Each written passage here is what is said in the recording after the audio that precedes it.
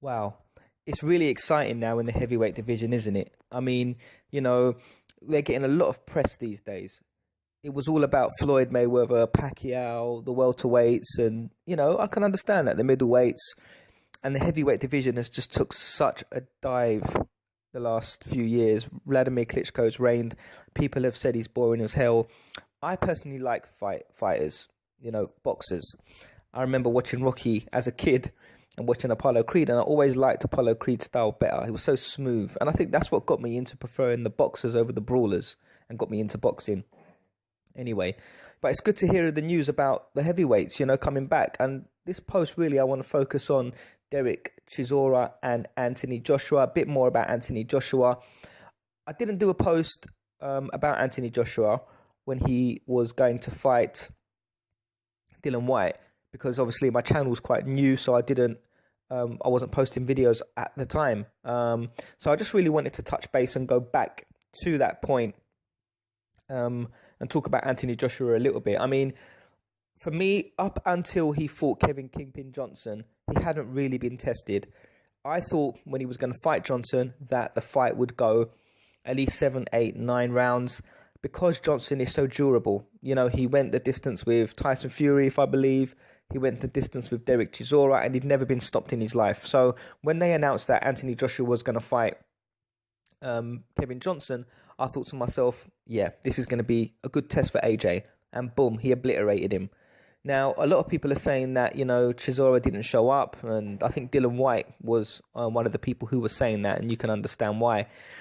But he done Dylan White as well in great fashion. But in the lead up to that fight against Dylan White, if you cast your mind back to the build up, everybody was saying that Anthony Joshua got beaten by Dylan White in the amateurs, and therefore Dylan White is going to be his toughest test.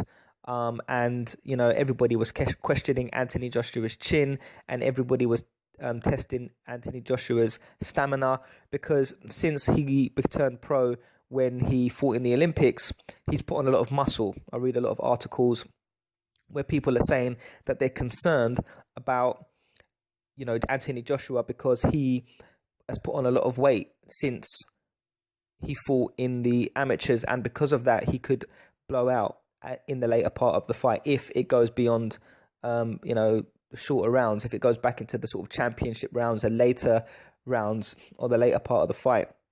So there was a lot of question marks surrounding AJ, and a lot of people thought that Anthony Joshua was going to lose because Dylan White had the psychological advantage. He was going into that fight against Anthony Joshua with no fear. A lot of people go into fights, and these journeymen that Anthony Joshua faced had fear. They were worried. So if he caught them with a glancing blow or a half decent shot, they would go down. And in my opinion, in the build up to the Anthony Joshua Dylan White fight, I was saying that this guy is not afraid of Anthony Joshua, and he will take the fight to him. And if he's knocked him down, and if everything that the boxing analysts are saying is true, then Dylan White could beat him. Because obviously, Dylan White had gone, 7 or 8 rounds, I believe, in his career. His stamina looked pretty good. His power looked pretty good.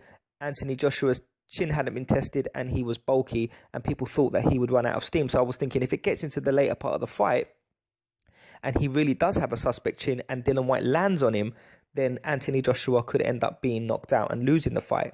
I didn't believe it in my heart of hearts. I just thought, Anthony Joshua would win, but these are the question marks and the questions that people were thinking about and questions that needed to be answered.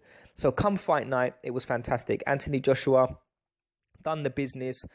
His stamina looked good. And obviously that second punch that he got caught with, that punch he got caught with in the second round, that was the big talking point. Now, I personally believe, and I've only seen that fight once or twice, believe it or not, but when I saw it live, Anthony Joshua froze for a second.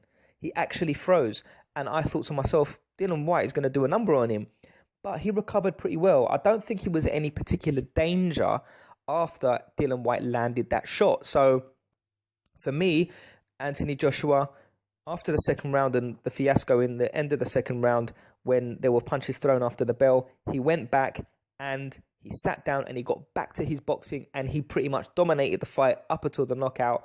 and he didn't look tired and he didn't look gassed out. So he answered a lot of questions. The question of his chin was answered. The question of his stamina was answered. But there's always a question mark when it comes to, boxing. There's always something that could come up that could throw something into the equation, and people could wonder, well, did we see the best of Dillian Whyte that night? And that, what I'm referring to is the shoulder situation. Now, after Dillian Whyte fought Minto, he was complaining that he'd done his shoulder.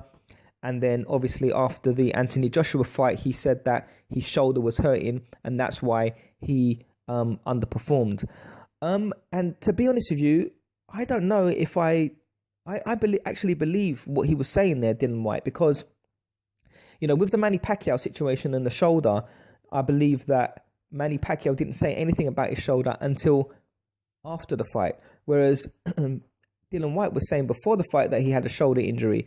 So it's very possible that he had a shoulder injury from the second round onwards, of whatever round it was, because personally, a lot of people were saying Anthony Joshua was throwing arm shots. He wasn't putting his full body into the punches. I disagree. I thought it was Dillian Whyte that was doing that, and I noticed it, and I remember thinking to myself, this guy, his legs don't look good, and his punches, he doesn't look like he's really putting a lot of weight behind them punches. He looks like he's just really throwing arm punches, and now I can understand why. I can see it now. Is it because his shoulder was damaged? Possibly, potentially, but either way, I don't know. I think Anthony Joshua, passes all the tests. I thought his biggest test was Kingpin Johnson. He passed that with flying colours. I thought his big test was going to be against Dillian Whyte. He passed that with flying colours. So we're going to see what's next. I mean, personally, I think Dillian Whyte was blowing hard. He looked so unfit, and I'm thinking this is potentially the fight of your life. Anthony Joshua is the golden boy in the UK, and here is your opportunity to dethrone him or to stop him in his tracks. And I just don't think he done it. And to be honest with you, I don't know. I'm not a professional boxer. I don't go through the regime. I'm not disrespecting anybody. But the way I look at it is, if you're going to fight someone like Anthony Joshua, then you have to really, be prepared for a 12-round fight. Push yourself. And they just look so exhausted, especially Dillian Whyte. And it kind of made me wonder, what's the situation? Please comment. At the end of the day, I'm here to air these opinions, put them out there, and it's down to you to say, well, I'm wrong because of X, Y, and Z. And I'm happy to understand and listen to that and reason with you and agree with you. Anyway, so the Anthony Joshua fight was done now with Dillian Whyte. So now we're moving into new territory. Now, I'm not going to touch on the Tyson Fury fight with Vladimir Klitschko or the Wilder fight with Spilka. I've already done that in another Tyson Fury v Deontay Wilder video, so you can have a look at that video to see what the current situation is with the heavyweights and the belts that are out there at the moment. But one thing I just wanted to touch base on, since we're talking about Anthony Joshua, is the situation with Derek Chisora. Now, Derek Chisora was going to fight for the EBU title, but the guy vacated the title, okay? So basically it goes like this. The next person, or the highest person in the ranking, okay, has to fight for the vacant title. And I think Alexander Povetkin is ranked number 1 or something along them lines. I'll have to double check that, but it's neither here nor there. But I think Anthony Joshua, Tyson Fury, and Alexander Povetkin are all ranked by the EBU. I think they're all three of them. They're in the top 3. But Alexander Povetkin isn't fighting for the EBU title because he has a mandatory against Vladimir Klitschko. Also, Tyson Fury has a rematch Povetkin has the fight against Deontay Wilder. Tyson Fury has the rematch against Vladimir Klitschko. So that leaves the next person in the ranking is Anthony Joshua, and the person who's supposed to be fighting for that title was Derek Chisora against the champion. So what that means now is Anthony Joshua will be fighting Derek Chisora for the EBU title, I'm hearing. So it's really, really heating up. So just to reiterate that, Anthony Joshua and Derek Chisora could be fighting for the EBU title because the other 2 fighters that are ranked higher than Joshua, Tyson Fury and Povetkin, have obligations that they have to meet. So it looks like Anthony Joshua will be fighting Derek Chisora for the vacant EBU title. I'm hearing that now. It's breaking news. And that is great news, because I was wondering to myself, what is the next stop? Where is Anthony Joshua going to go next? And I think Derek Chisora is a great fight for him. And a lot of people saying he's going to bang him out. But I have faith in Chisora. I think he's not a great boxer. He's not an elite level boxer. He's not going to be one of the greats. But what he brings to the table is experience. He's got fantastic stamina. And he's got a good chin. He fought Vitaly Klitschko and he took him to the distance. He's fought Tyson Fury twice. He got stopped in the second fight, but he could have lasted towards the end of the fight. He brings a lot of experience, fought for a world title and fought some good level fighters. So what Derek Chisora is going to bring to the table is stamina, experience, power, a good work rate.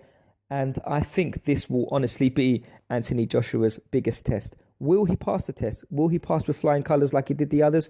I don't know. We'll wait and see what happens.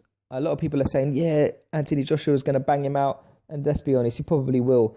But if you think about it, on paper, who has really banged out Derek Chisora? Who has humiliated Derek Chisora, other than obviously the haymaker when he knocked him out in 5 rounds? But we don't really know about AJ and whether he's on that level. So this is going to be a great test and this is going to be a great fight. I personally really am happy about this and looking forward to this. So, let me know. I'm going to be out and about today. So if you want to comment, anything else that you want to add, please comment in the comment section below. Please like, most importantly, subscribe. This is Let's Talk Boxing, signing out.